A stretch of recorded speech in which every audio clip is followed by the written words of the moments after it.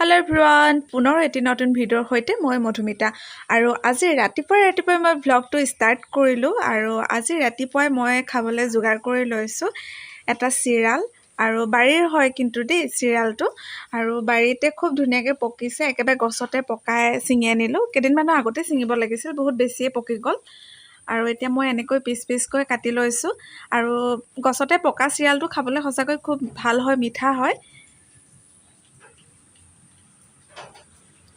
আৰু এইখিনি এতিয়া মই খুব ধুনীয়াকৈ দৈ গাখীৰৰ লগত খাম। আৰু এনেকৈ মই চেনি লগাই খায়ো খুব ভাল পাওঁ, এনেকৈও খাম আৰু লগতে দৈ গাখীৰৰ লগতো খাম। আপোনালোকে বাৰু চিৰাল এনেকৈ মোৰ নিচিনাকৈ খাই ভাল পায়নে? মই কিন্তু চেনি লগাই এনেকৈ খাই খুব ভাল পাওঁ দেই। আৰু ৰাতিপুৱা ব্ৰেকফাষ্ট কৰি আজৰি হৈ ভাগিন আৰু ভতিজাক স্কুলত থৈ আহিবলৈ ৰেডি হৈ ল'লোঁ। আৰু চাওকচোন, বাহিৰত ইমান বেছিকৈ বৰষুণ দি আছে যে যাবৰ কাৰণে এতিয়া আমি গোটেইকেইটা ৰেডি হৈ ৰখি আছোঁ। আৰু এতিয়া উপায় নাই, যিহেতু টাইমটো দেৰি হৈ গ'লেও ৰ'বই লাগিব। বৰষুণত তিতিনো কেনেকৈ যাওঁ। এতিয়া 9টা বাজিলেই, তথাপিও এতিয়া দেৰি হৈ গৈছে, তথাপিও ৰৈ থাকিব লগা হৈছে, উপায় নাই আৰু। আজি স্কুল দেৰি হ'লেও ইহঁতকেইটাক স্কুলত থৈ আহিমগৈ, কিয়নো বৰষুণৰ বতৰত আহিব পৰা নাই বুলি ছাৰহঁতে বুজিব। ছাৰহঁতক কৈ হ'লেও স্কুলত দেৰিকৈ হ'লেও থৈ আহিমগৈ। আৰু ৱেডাৰটো চাইছোঁ, আৰু 5-10 মিনিটৰ পিছত বৰষুণ যাক এৰিব বুলি দেখাইছে। তথাপিও অলপ সময় অপেক্ষা কৰোঁ। আৰু ইমান ৰাতিপুৱা সোনকালে স্কুললৈ বুলি ৰাতিপুৱা বহুত কষ্ট কৰি উঠিবলৈ মন নকৰে, বহুত কষ্টকৈ উঠে, যেনে তেনে উঠে। আৰু আজি বৰষুণৰ বতৰতো সিহঁতে ইমান এক্সাইটেড হৈ আছে যে স্কুল যাওঁ বুলি। ঘৰত থকাতকৈ স্কুলত থাকি বহুত বেছি ভাল পায়, আৰু স্কুললৈ যাম বুলি ইমান অপেক্ষা কৰি আছে যে কেতিয়া বৰষুণ যাক এৰিব। ভগৱানক কৈছে, হে ভগৱান, সোনকালে বৰষুণ যাক এৰি দিলে হয়। আৰু দুয়োটাই পূৰা মানে ভগৱানক চিন্তা কৰি আছে বৰষুণ যাক এৰক বুলি। অৱশেষত অকণমান বৰষুণ যাক এৰিছে। আৰু তথাপিও মই স্কুটিখন হেলমেটটো পিন্ধিয়ে চলাম, অলপ চলপ গাটো তিতিব। আৰু বাকী ভাগিন আৰু ভতিজাই দুয়োটাই ছাতি এটা ধৰি ল'ব, তেনেকৈ স্কুলত থৈ আহোঁগৈ। যিহেতু বৰষুণ যাক এৰিব বুলি অপেক্ষা কৰি থাকিলে 10টা বাজিবগৈ, আৰু স্কুলত ইমান বেছি দেৰি কৰিও যাবলৈ বেয়া হ'ব। আৰু সেইকাৰণে 9:30 অলৰেডি হৈয়ে গ'ল। বৰষুণ যাক এতিয়া অলপ চিমচিমীয়া হৈছে, আৰু এতিয়া মই স্কুলত সিহঁতক থৈ আহোঁগৈ।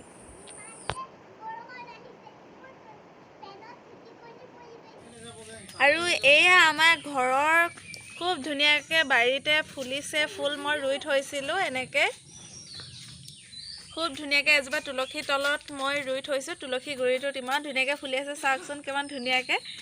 আৰু এই ফুলটো ৰাতিপুৱা 9টা বজাৰ পৰাহে ফুলিবলৈ ষ্টাৰ্ট হয়, গোটেই দিনটো থাকে। আৰু মাত্ৰ এদিনেই থাকে, তাৰপিছত মৰহি যায়। আকৌ নেক্সট দিনা আকৌ নতুন ফুল ফুলে, দেখিবলৈ খুব ভাল লাগে।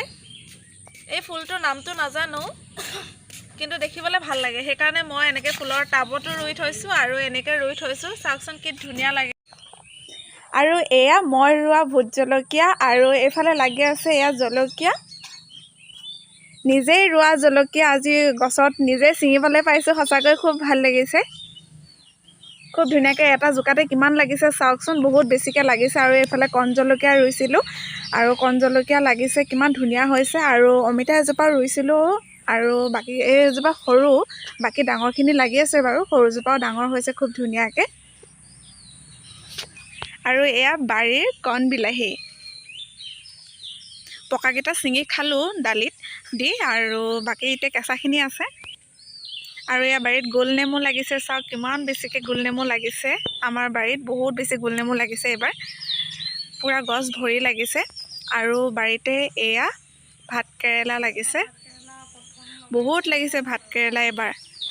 এয়া আপোনালোকে দেখিছে ভাত কেৰেলা বহুত লাগিছে এইবাৰ ভাত কেৰেলা। আৰু এল'ভেৰা যিহেতু ঘৰত নাছিলে, আৰু মোৰ লগৰ এজনীৰ ঘৰৰ ওচৰতে বিক্ৰী কৰি আছিলে, আৰু তাইৰ ঘৰত ফুৰিবলৈ যাওঁতে পাইছিলোঁ। মই পাই এটা পুলি কিনি আনিছোঁ ঘৰত সজটোৰ কাৰণে। আৰু খুব ধুনীয়াকৈ ফুলৰ টাব ৰুই থৈছিলোঁ, বৰষুণৰ বতৰত পূৰা লেতেৰা হৈ গ'ল। আকৌ টাবকেইটা চাফা কৰিব লাগিব। আৰু খুব ধুনীয়াকৈ ফুল ফুলি আছে, এয়া চাওক আমাৰ বাৰীত। আৰু বাৰীৰ কল, এইকেইটা জাহাজী কল। আৰু বাৰীত এবাৰ বহুত লাগিছে কঁঠাল আমাৰ। আৰু বহুতে কয় কঁঠাল গছত বোলে কপৌ ফুল দিলে বহু দিনলৈকে ফুলপাহ ভাল হৈ থাকে আৰু সেইকাৰণে মই কঁঠালত মানে মই কপৌ ফুলো দি থৈছোঁ। আৰু এইফালেও বাৰীত আছে কল, ডাঙৰ এথোকা জাহাজী কল বহুত ডাঙৰ হৈছে, পকা নাই, কেঁচা হৈ আছে। তথাপিও মই আপোনালোকক দেখুৱাইছোঁ। বাৰীত এয়া ভেদাইলতা আৰু এইফালে কাজি নেমু লাগি আছে। বাৰীত বহুত কিবা কিবি লাগি আছে। এদিন আপোনালোকক মই গোটেই বাৰীখনৰ ভিডিঅ' দিম। আৰু ইহঁতকেইটা ভাগিন আৰু ভতিজাক মই স্কুলত থৈ আহি মই মোৰ এটা ব্লাউজ চিলাব লগা আছিলে, ব্লাউজটো চিলাই ল'লোঁ। আৰু আপোনালোকে যদি ব্লাউজ কাটিঙৰ ভিডিঅ' বিচাৰে তেনেহ'লে মোক কমেণ্টত জনাব আৰু সেইখিনিও মই আপোনালোকক দেখুৱাম। আৰু ব্লাউজৰ হাতত কেনেকুৱা ডিজাইন দিব পাৰি আৰু লগতে পিঠিৰ ডিজাইন এইবোৰ মই যদি আপোনালোকে বিচাৰে তেতিয়াহ'লে মই এনেকুৱা ভিডিঅ' বনাই আপোনালোকক দিম। আৰু মই নিজৰ ব্লাউজটো মই নিজেই চিলাই লৈছোঁ।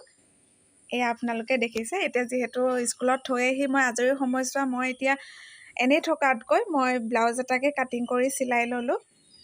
আৰু ভাগিনজনী স্কুলৰ পৰা আহি তাইও মোৰ লগত ভ্লগ বনালে, তাৰে অকণমান আপোনালোকক দেখুৱাইছোঁ। আজি মই বহুত ধুনীয়া ব্লগ এটা বনাইছোঁ, আপোনালোকে চাই থাকিব। কাইলৈ বনাম।